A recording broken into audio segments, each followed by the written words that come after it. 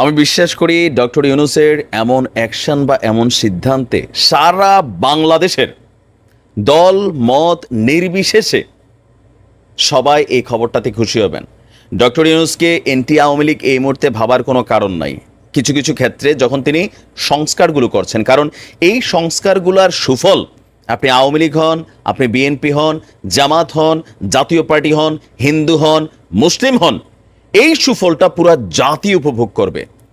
বাংলাদেশকে গত 16 বছর যাবৎ একটা ঘটনা তো ঘটছে, আর 53 বছর যাবৎ আরও কিছু ঘটনা ঘটছে। তো লাস্ট 16 বছরে সবচেয়ে বেশি নেগেটিভ একটা ইফেক্ট পড়েছে আমাদের কোন মন্ত্রণালয়টাতে? শিক্ষা মন্ত্রণালয়ে। এখন কেন এগুলো পড়ছে? আপনি দেখেন, সাবেক শিক্ষামন্ত্রী আগাগোড়া একটা টকেটিভ পার্সন, অথবা আমি জানি না যে তার অবস্থান কি, কেন তার মতন একজন মানুষ শিক্ষামন্ত্রী হইল। যাই হোক, বিভিন্ন রাজনৈতিক লেজুর ভিত্তিতে হয়েছে। নওফেল এবং এর আগে ডক্টর দীপুমণি, তাদের যে নতুন নতুন এক্সপেরিমেন্ট, এই এক্সপেরিমেন্টে বাংলাদেশের শিক্ষা ব্যবস্থা ধ্বংস হয়ে গেছে। বাচ্চারা ঠিকমতো স্কুলে যাচ্ছে না, হাতে মোবাইল, ইন্টারনেট এগুলো ব্যবহার করছে, কিন্তু এগুলো দিয়ে কী ব্যবহার করছে সেটা ছিল জরুরি। আমাদের পাঠ্য বইগুলোতে নানান অ্যাডাল্ট অনেক কন্টেন্ট এখানে ঢুকে গেল, তারপর হচ্ছে বিতর্কিত অনেক অধ্যায় ঢুকে গেল।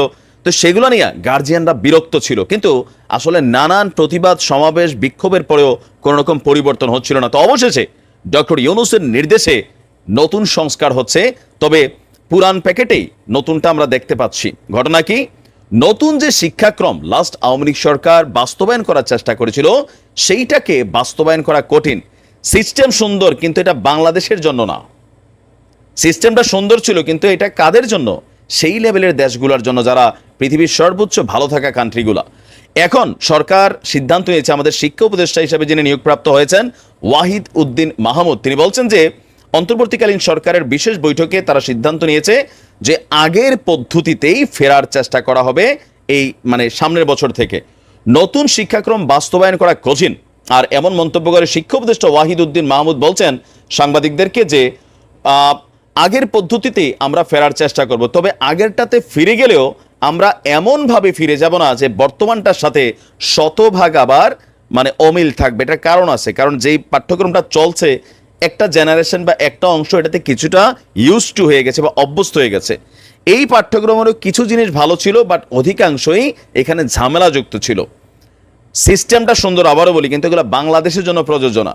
তো আমাদের উপদেষ্টা মনে করছেন যে আগেরটায় ফিরে গেলে তারা যা পড়ে ফেলেছে তার সঙ্গে মিল রাখতে হবে, সেজন্য অতি দ্রুত কিছু সিদ্ধান্ত নেওয়া হচ্ছে। তিনি বলছেন যে অনেকগুলো বিশ্ববিদ্যালয় এই মুহূর্তে অভিভাবক শূন্য, পাশাপাশি যত দ্রুত সম্ভব আমরা এগুলো চালু করব। তবে এটা একটা সুযোগও, আমরা চাইব যে এই সেক্টরগুলোতে সত্যিকারের শিক্ষানুরাগী, প্রশাসনিক, শিক্ষাগত যোগ্যতা যাদের রয়েছে, দলমত রাজনীতির বাইরে গিয়ে তাদেরকে এখানে নিয়োগ দেওয়া হচ্ছে। তিনি বলছেন যে এতদিন ধরে আমাদের বড় অবমূল্যায়ন করা হয়েছে, অনেকগুলো বিশ্ববিদ্যালয় নিয়ে ঝামেলা ছিল। ছাত্র শিক্ষকদের প্রতি অনুরোধ যে শুধু অবকাঠামো উন্নয়ন দিয়ে নয়, অর্থনীতির সাথে তাল মিলিয়ে যদি মানব সম্পদের উন্নয়ন না হয় তাহলে কোনো দেশ উন্নত হয় না। সেক্ষেত্রে অর্থনীতি এবং শিক্ষার মধ্যে একটা যোগসূত্র থাকবে। শিক্ষার সুষ্ঠু পরিবেশ তৈরিতে সবার সহযোগিতা দরকার। শিক্ষা প্রতিষ্ঠান কমিটিগুলোতে দখলদারিত্ব না হয় সেইটা দেখার দায়িত্ব আপনাদের। একদল সরিয়ে অন্য দল আসবে, সেটা আর চাই না।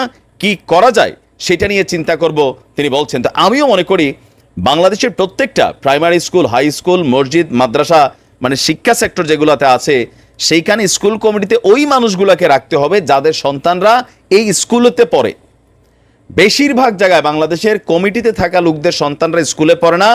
যে স্কুলে তিনি দায়িত্বশীল আছেন, বাথরুমে গেলে প্রাইমারি স্কুলগুলোতে দেখবেন গন্ধে বিরক্ত, পরিবেশ সুন্দর নাই, লুটপাট হয়ে যাচ্ছে, চুরি হয়ে যাচ্ছে বাজেটগুলো। কেন?